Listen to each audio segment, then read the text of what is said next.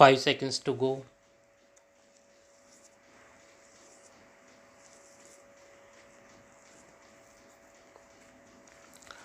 Start. Mr. Vice Chairman, I rise to speak with a deep sense of anguish and a deep sense of helplessness. What can you say about the atrocities against women in a country like ours? Even yesterday, we saw noisy scene in both the houses. All over the country, people are up in arms when there is a suggestion, when there is an amendment to suspend Article 21 of the Constitution of India.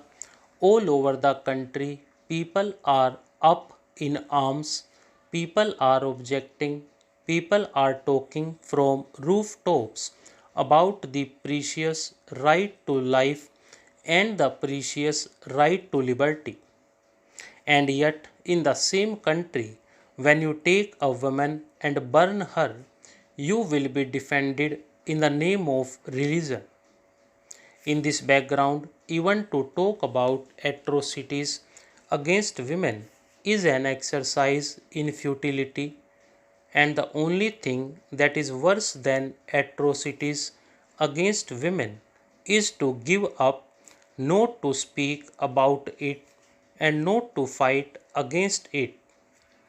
And sir, this is the only reason why I am here today, at least to show that as far as women are concerned, however helpless we may be, however hopeless we may be, and however much the people may refuse to look at the problems, we will still fight till the last, till the end, to protect our own rights, because we know for sure that nobody else is going to protect our rights.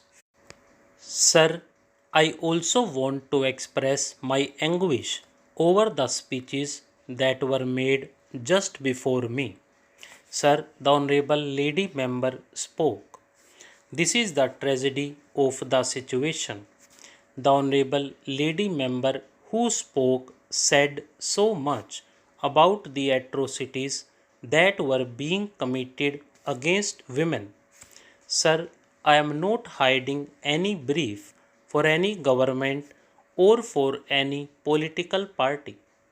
The men who commit these crimes, the men who commit these wrongdoing, the society under the patriarchal system that reinforces these wrongdoing are these because of the patriarchal system, not because of any government. This is the tragedy that we attempt to trivialize the serious issue of problems relating to women. The Honorable Lady Member referred to the present government. I want to ask her whether under any other government no atrocities against women took place. I am a woman first, and I will defend to my last breath the right of women. One more thing I would like to say about what she has said before I go on to the main speech which I want to make on this subject.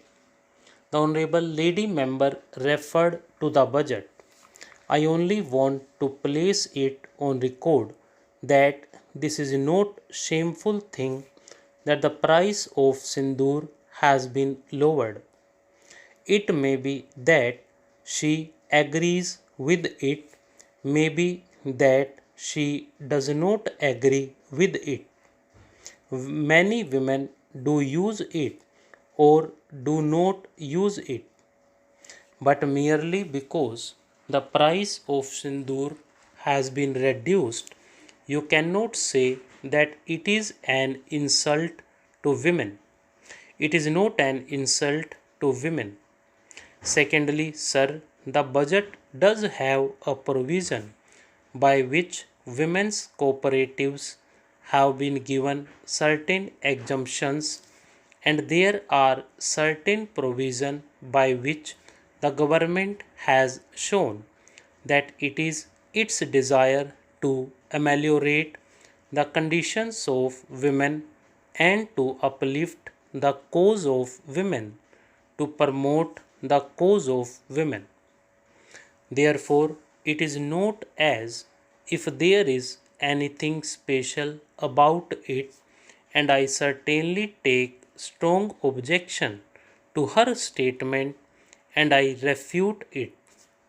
It is not a political issue at all, and the issue is entirely different.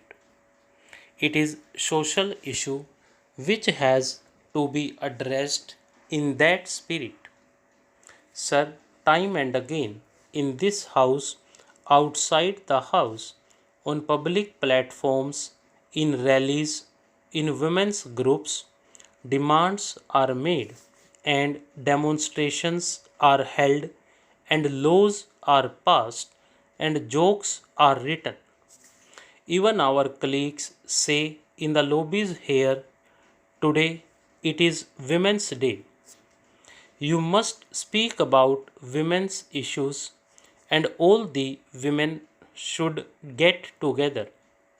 But the tragedy is that nothing has been done and the situation remains just the same, and there is absolutely no amelioration of any kind of the lot of women.